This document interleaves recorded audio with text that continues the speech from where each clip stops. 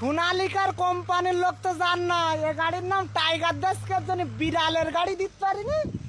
এইটুকুন এনে মাটি না তা উঠতি না। দেখো দেখো ওই একখান ওই সোনালিকা ও হেগি বুড়ুই। আরে মাইন্দারা দিকে যাও, এ হেলার কসমের বাচ্চা উঠতে থাকে। আর ওই দেখো হাতির বাচ্চা ও নিউ হেলান।